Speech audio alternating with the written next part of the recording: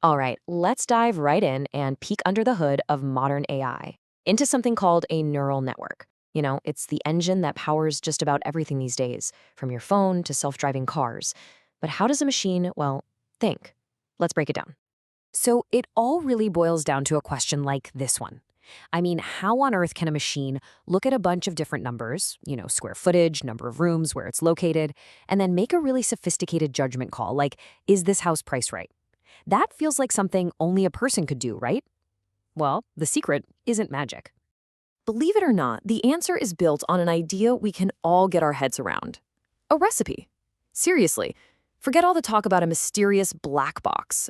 For the next few minutes, just think of a neural network as a simple recipe for making decisions. And just like any good recipe, it's all about having the right ingredients and the right instructions. So here's our game plan. We're going to start with that recipe idea. Then we'll look at the core ingredients. After that, we'll see how they all come together to form a sort of decision committee. And this is the cool part, how that committee actually learns from its own mistakes. And finally, we'll see how all these simple little pieces can add up to something that looks a lot like real intelligence. Okay, let's get into it. First up, a recipe for decisions. Think of this table as our cheat sheet for this whole thing. It maps all the nerdy technical terms to our simple recipe idea. So a feature, that's just an ingredient.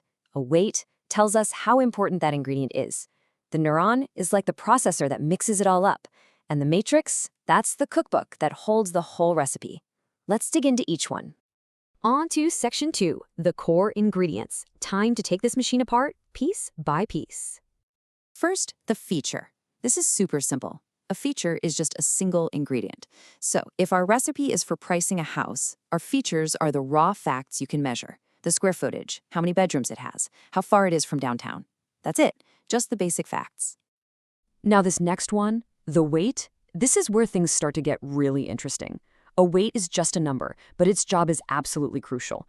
It tells the network how much influence, how much importance each one of those features should have.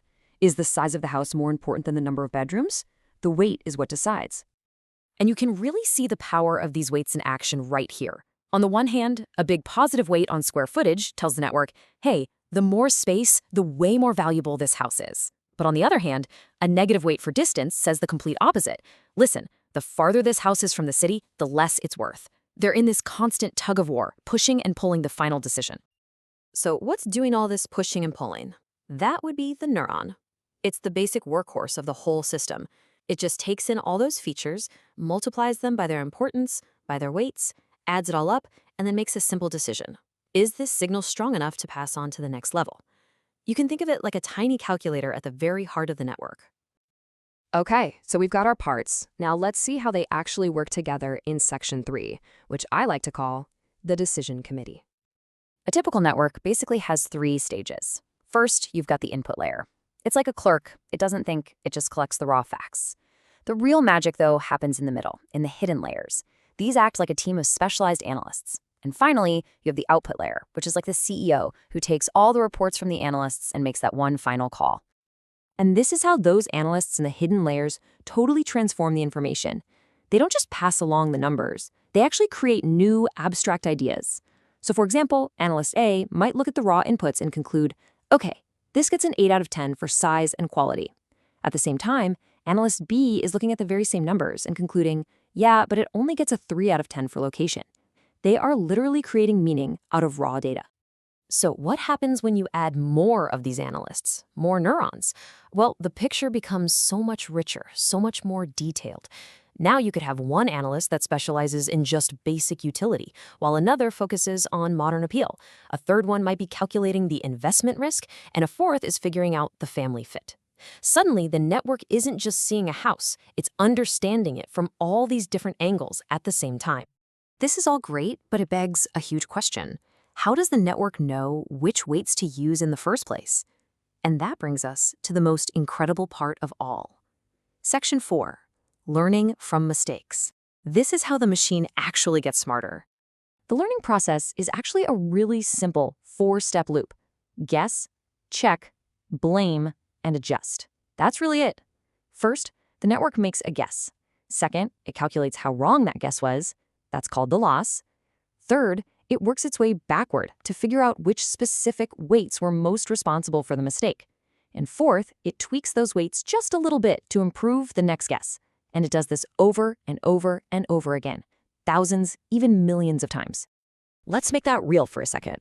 Imagine the network guesses a house is worth $300,000, but the actual, real-world price was $400,000. That error, the loss, is a whopping $100,000. Now the network has a crystal clear signal of just how badly it messed up. The entire goal from here on out is to get that number as close to zero as it possibly can. So how does it fix that huge error? Through this brilliant process called backpropagation. You can just think of it as the blame game phase. That $100,000 error gets sent backward through the entire network, layer by layer. And as it goes, the network calculates the precise contribution of every single weight to that final mistake. This little calculation is called a gradient. And it's basically just a number that tells each weight exactly how much it needs to change and in which direction to do better next time. Okay, so once every single weight gets its own gradient, its personal share of the blame, an algorithm called gradient descent takes over. I want you to picture the total error as a giant hill, and the network is standing somewhere on it. The gradient tells it which direction is downhill, so it takes one tiny step in that direction, adjusting every single weight just a little bit to make absolutely sure its next guess will be a little less wrong. And that brings us to our final section. Let's zoom out, put it all together, and look at the big picture, from simple parts to intelligence. And here's the most important takeaway, the thing I really want you to remember. We never programmed this network to understand the housing market. We didn't give it a single rule. All we did was give it some simple ingredients, arrange them into a kind of committee, and then give that committee a way to learn from its own mistakes. The intelligence isn't programmed into it. It emerges from this process. And that leaves us with a pretty fascinating final thought. We've just seen how layers of tiny calculators, just following very simple rules of adjustment, can come together to create a system that, for all intents and purposes, looks intelligent. So if this is what's possible with just simple parts and simple rules, it really makes you wonder, what comes next?